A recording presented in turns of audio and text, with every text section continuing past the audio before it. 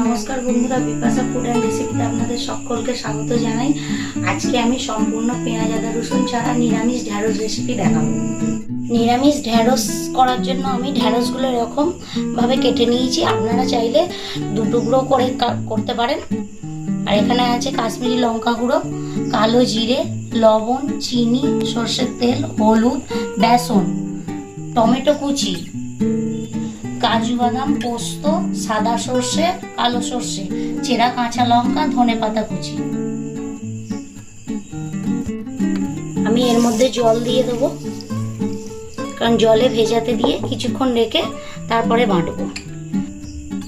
এর মধ্যে আমি কাজু বাদামটা দিয়ে দেবো, পোস্তটা দিয়ে দেবো। কাজু বাদামটা দিলাম যাতে তেতো না হয়।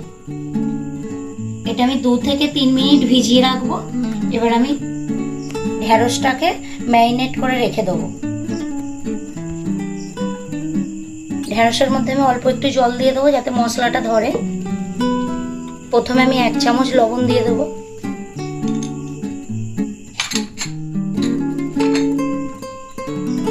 1 চামচ হলুদ গুঁড়ো,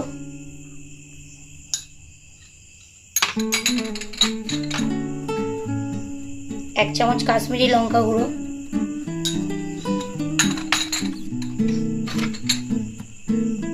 আর বেসন দিয়ে দেবো 2 চামচ, যাতে ঢ্যাঁড়সটা একটু ক্রিস্পি হবে ভাজার পর।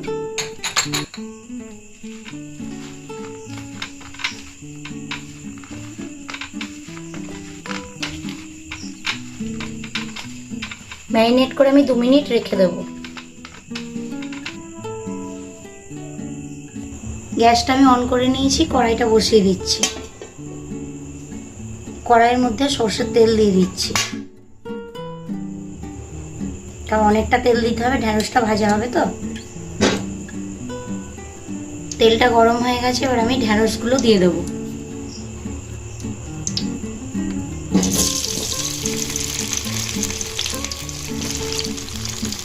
দুবারে দিতে হবে ঢ্যাঁড়সটা, একবারে হবে না।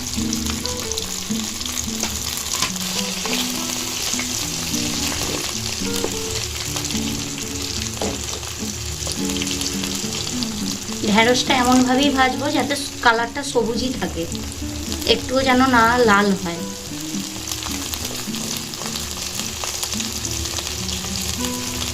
বেসন দিয়ে ভাজার ফলে ঢ্যাঁড়সটা অনেকটা ক্রিস্পি হবে, আর সর্ষের তেলের যে স্মেলটা তার একটা বেসনের জন্য একটা রান্না আলাদা মাত্রা এনে দেয়।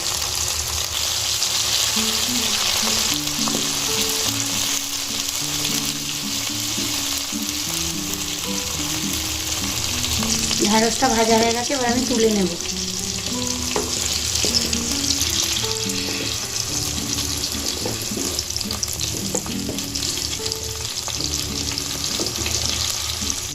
বাকি ঢ্যাঁড়সগুলোও দিয়ে দিচ্ছি।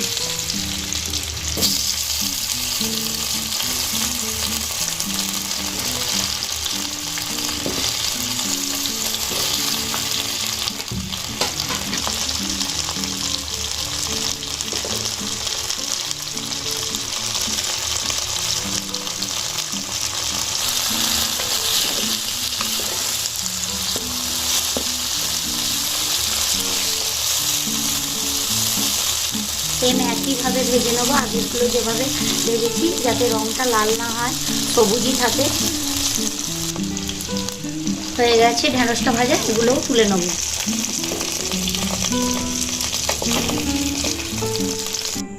ঢ্যাঁড়সগুলো সবকটা আমি তুলে নিয়েছি, ভাজা হয়ে গেছে। কড়াইটা বসিয়ে দিয়েছি, এবার আমি তেল দিয়ে দেবো।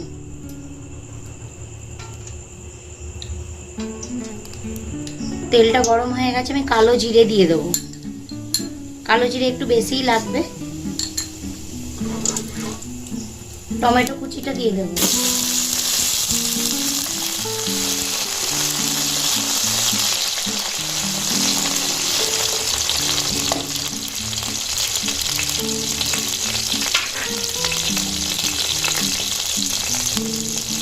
টমেটোটা তাড়াতাড়ি ভাজার জন্য আমি একটু অল্প লবণ দিয়ে দেবো।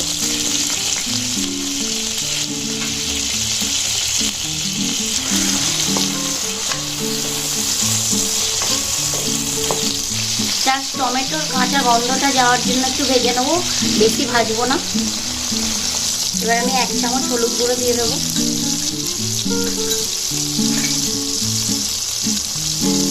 2 চামচ কাশ্মীরি লঙ্কা গুঁড়ো। এতে কিন্তু জিরে গুঁড়ো দেবো না। দিয়ে নেড়ে নেবো ভালো করে। এবারে আমি বেটে রাখা 2 রকম সর্ষে, পোস্ত, কাজু বাদাম বাটাটা দিয়ে দেবো।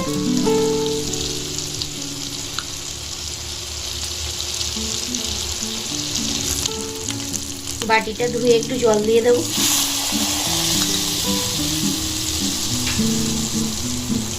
দিয়ে ভালো করে নেড়ে নেব।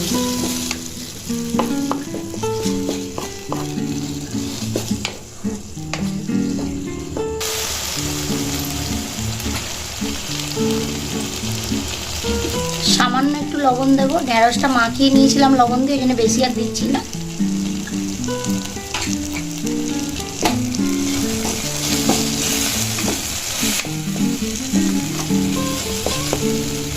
এবার আমি জল দিয়ে দেবো।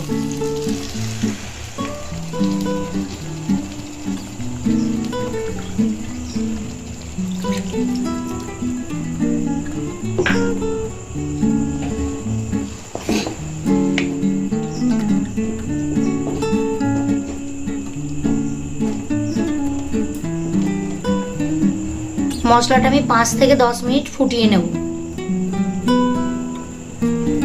স্বাদের জন্য 1 চামচ চিনি দেব।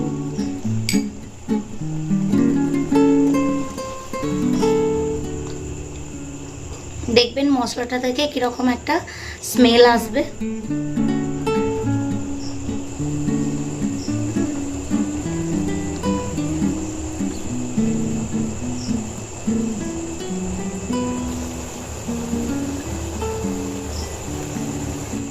মশলাটা আমি 5 থেকে 10 মিনিট ফুটিয়ে নিয়েছি। এবার আমি ঢেঁড়সগুলো দিয়ে দেবো।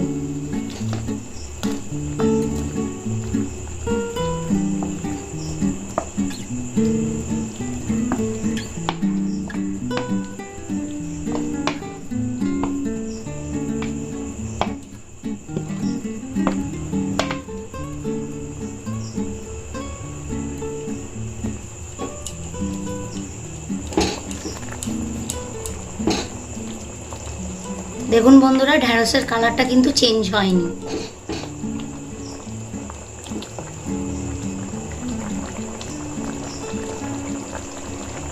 এবারে আমি ঢেঁড়সটা দিয়ে 2 মিনিট ফুটিয়ে নেবো, কারণ ঢেঁড়সটা ছাঁকা তেলে ভাজা ছিল আগে থেকেই। লো আঁচে ফোটাবেন।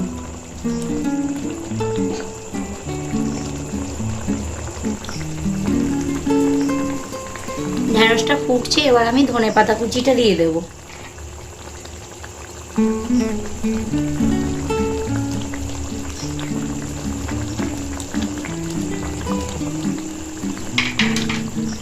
চেরা কাঁচা লঙ্কা কুচিটা দিয়ে দেবো। এটা একটু ঝাল ঝাল হবে, তাই একটু অনেকটাই কাঁচা লঙ্কা দিতে হবে।